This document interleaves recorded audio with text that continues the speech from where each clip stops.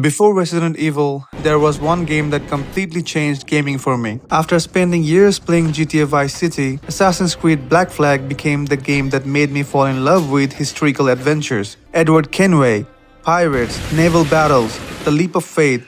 This game is literally a piece of my childhood. So today, let's relive one of the greatest Assassin's Creed games ever made. The game wastes no time. We're thrown straight into intense naval battle.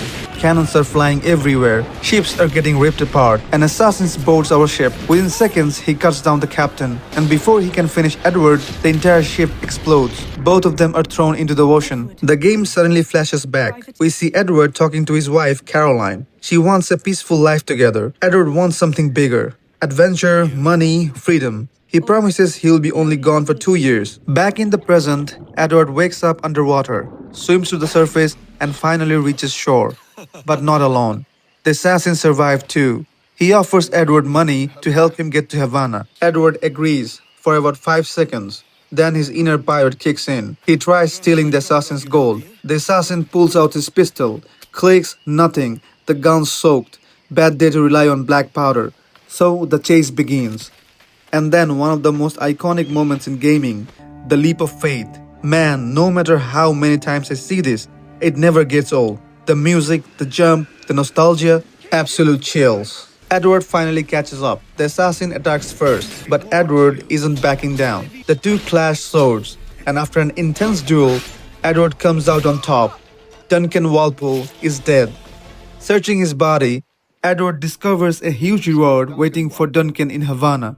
Edward steals Duncan's assassin's robe, puts them on, and just like that, our pirate is officially pretending to be an assassin. Now that Edward has stolen Duncan Walpole's identity, there's only one problem. He has no damn ship. Luckily, he spots a merchant being held captive by British soldiers. His name is Steady Bonnet, a wealthy sugar merchant who's definitely having the worst day of his life. This is honestly where Black Flag starts reminding you are not just a pirate anymore.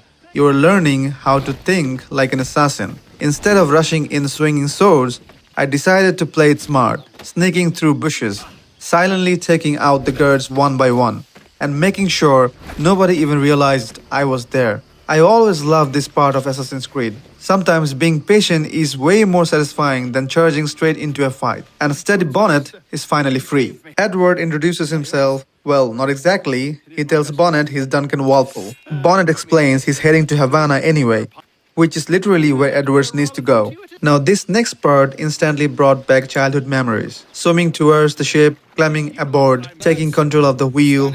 Man, this is the moment that made me fall in love with Black Flag years ago. There's just something incredibly satisfying about steering your own ship across the Caribbean. Even today, it still feels awesome.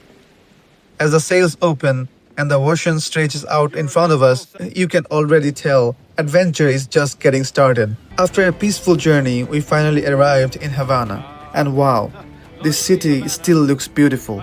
The colorful streets, the busy markets, the crowds, it immediately feels alive. While Bonnet heads off to sell his sugar, Edward starts blending in. First things first, a proper sword.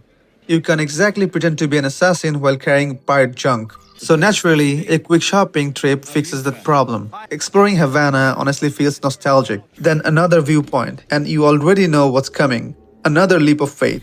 I swear, watching Edward jump never gets old. This is Assassin's Creed at its absolute best. Just when everything seems peaceful, some random thief decides today a great day to steal Bonnet's money. Edward immediately takes off after him. The chase runs through the crowded streets. Eventually, Edward catches him. One clean takedown later, the money is safely back to where it belongs. Bad news for the thief, great news for Bonnet. At this point, everything finally seems under control. Edward has Bonnet's trust. He's successfully pretending to be Duncan Walpole. After returning Bonnet's money, we finally head inside a nearby tavern. And honestly, everything seems pretty normal. People are drinking, laughing, celebrating. One of the British sailors suddenly looks at me, pauses, and immediately realized, wait a minute, I know this guy. Well, so much for staying undercover. Before the sailor can alert anyone, Edward does the only logical thing. He punches him square in the face. And just like that, the entire tavern turns into absolute chaos. Tables are flying, bottles are breaking, everybody wants a piece of Edward. The hand-to-hand combat feels so satisfying. Every counter, every knockout, every punch, it just looks brutal. Within minutes, the whole place is cleaned out. Well, except for Edward. He's somehow still standing. Spanish soldiers storm into the tavern, and now we're officially in trouble. Edward quickly throws down a smoke bomb, everyone completely loses sight of him, and just like that, he's gone. Classic assassin's move. I love it. Edward finally catches up with Bonnet, only to find the poor guy beaten up. His sugar has been confiscated. Edward's belongings are gone, and whoever took them clearly isn't planning to giving them back. So, looks like we're stealing our own stuff now. Following the soldiers leads up to a crowded public square. Nobody's paying attention to Edward. Perfect opportunity. Among the crowd, I spot the commander carrying the key I need. One clean assassination later, the key is ours. Now, it's time to break into the fort. The mission is honestly so much fun. You can go in quietly or you can make an absolute mess. This is exactly why I fell in love with Assassin's Creed years ago. Every mission gives you multiple ways to approach it, and it never feels repetitive. After clearing the area, Edward finally recovers everything that was stolen, mission accomplished. Back outside, Edward meets Bonnet one last time, and after everything they've been through together, he finally decides to tell the truth.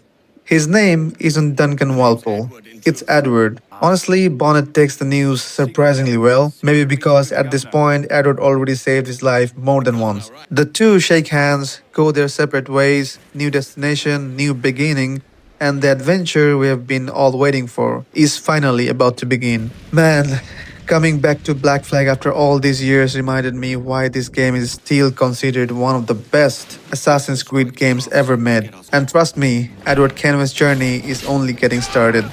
So if you are enjoying this nostalgic adventure, hit the like button, subscribe, and I'll see you in the next mission.